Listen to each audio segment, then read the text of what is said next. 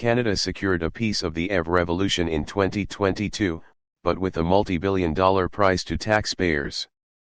For this year, Canada's auto industry looked poised to lose ground, but billions of taxpayer dollars paid to subsidize new plants appears to have turned the tide. Was it worth it? Ottawa. Earlier this year, the first fully electric vehicle built in Canada rolled off an assembly line in Ingersoll, ONT. Prime Minister Justin Trudeau and Ontario Premier Doug Ford were on hand as GM's Bright Drop division rolled out an electric delivery van and announced a major order from courier company DHL. Getting GM to make the van in Ingersoll, and keeping the 400 jobs there came at a cost of over $500 million split between Ontario and the federal government. It's part of at least $2 billion and likely much more spent to ensure electric vehicle manufacturing stays in Canada. Industry Minister François-Philippe Champagne said he has absolutely no problem justifying the taxpayer dollars pumped into multinational companies like GM, Honda, and Stellantis, Chrysler's parent company. Governments have to be part of the equation, and I would say the return on investments is some of the best you can find in the market, Champagne said in an interview with the National Post. Ontario Economic Development Minister Vic Fedeli, who is often working side by side with Champagne, said investing taxpayer dollars is a matter of saving and adding jobs. The 100,000 people is why. Over 100,000 men and women went to work in the auto sector every day. Both Ontario and the federal government put $259 million into the Ingersoll plant. Ontario also gave $513 million and the federal government $529 million to Stellantis for assembly plants in Windsor and Brampton. Honda received $131.6 million from each government for its plant in Alliston, ONT. There have also been two big announcements with no dollar figures yet attached. Umicore, a Belgian firm, which makes components of EV batteries, received money from both governments for its $1.5 billion plant. But the exact dollar figure hasn't been released to protect other negotiations. The governments also contributed significantly to a $5 billion battery plant being built by Stellantis and LG in Windsor, with no word yet on exactly how much, as they seek other potential battery plants. Champagne says that plant is going to add significantly to the economy, well above what the government put in. They're going to be investing $500 million a year to run that. If you take 5,000 jobs over 30 years and the investment they're doing on R&D, he said. That's some of the best investment that you can find in the market.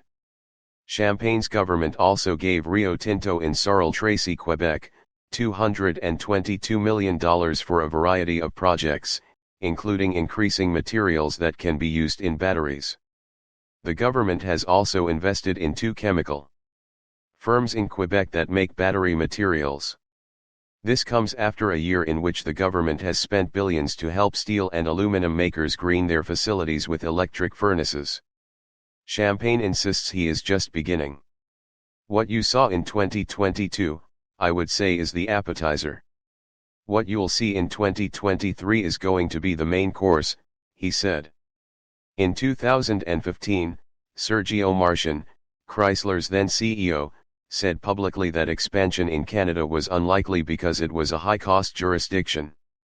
As of 2019, while billions had been invested in plants in other parts of the world, Canada had seen little from major automakers. Even with the billions the government has offered up, Canada still makes less than half the number of vehicles it did in 1999. Greg Mordu is a McMaster University professor who studies advanced manufacturing and is a former Toyota executive. He said, for all the optimistic talk, the industry is fundamentally much smaller than it was 2 decades ago, something few people are willing to say out loud. You're not going to hear a government minister tell you that the traditionally most important manufacturing industry in Canada is falling apart, he said. The reality is, we've gone from production of 3 million. For example, in the year 2000 to 1.1 million in 2021. Mordu said much of the changes are out of the government's hands, as automakers go searching for cheaper labor in places like Mexico and the southern US. He said the investments the government made are part of the churn in the auto business, and so far, with billions spent, the overall level of production hasn't changed. Essentially what they bought is model changes, and model changes happen every 5 to 7 years in every plant, regardless. The only difference in this case is that the model change has happened to be electric vehicles, he said. He added that several facilities in Canada don't have a current piece of the electric car future and could still find themselves closed, shrinking the industry further. Champagne and Fedeli both believe they can reverse the declining number of vehicles produced. Volkswagen announced recently it is looking in Canada for a potential battery plant. Champagne has also met with Mercedes-Benz. Both of the German firms signed a memorandum of understanding to look at sourcing critical minerals from Canada, and neither has had a significant manufacturing presence in Canada before. Mercedes has a goal to manufacture carbon-free vehicles by 2039, vehicles that are not only emissions-free on the road, but that don't generate emissions during the manufacturing process. Champagne said Canada has everything companies need to do that. If you believe in that vision, Canada becomes obvious, because you say, what do I need to do that? Well, I need green steel and green aluminum. I need green plastics and greener batteries, he said. People realize it doesn't make sense to mine in Africa, to refine in Asia and to produce batteries with coal. Currently, Umicore's facility in Kingston, Ontario, will be the only place in the world outside of China making a key precursor for electric batteries. Champagne said when the government began looking at opportunities it wanted to ensure Canada had the key components. You own a piece of the critical supply chain, you're going to be relevant for generations to come. The Liberals announced a critical minerals strategy this year, designed to ensure all of those deposits of lithium, graphite, and other minerals actually get out of the ground. It has promised faster regulatory approvals and $3.8 billion to advance the sector, but specific timelines in the strategy were hard to come by. Champagne insists that work will move ahead quickly. We are going to be serious about that. We're going to be deliberate. We're going to be investing, and I think we have a bit more than what people fully appreciate. Fedeli said he and Champagne are still seeking more battery plants for the province. He said in a more unstable world, it appears like a safe harbor to many firms he speaks to. They look at Ontario as a sea of calm.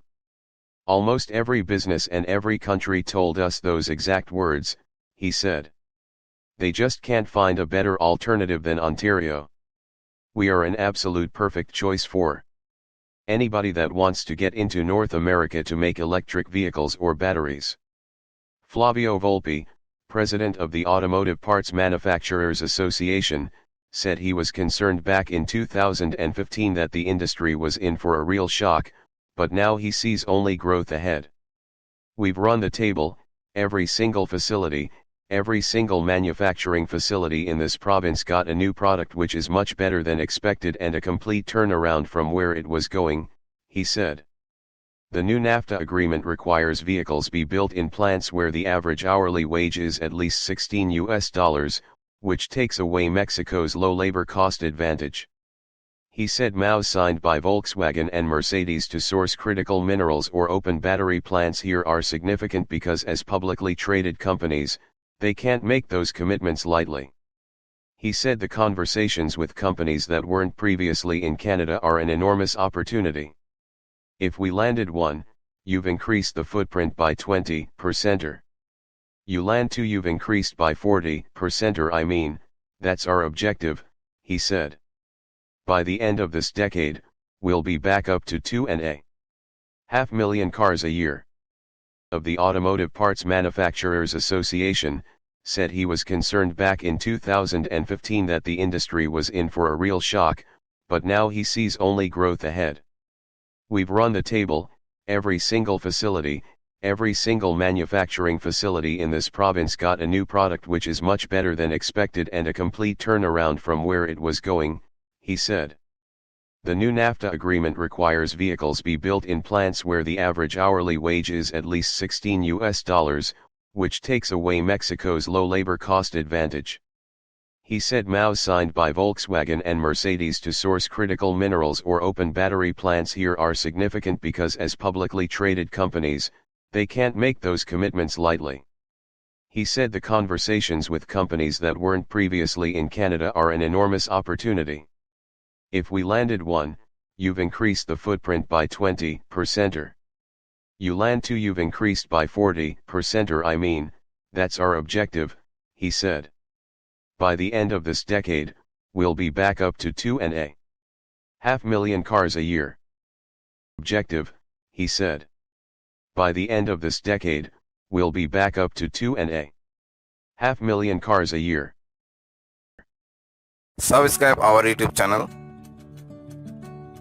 and click our bell icon for new videos.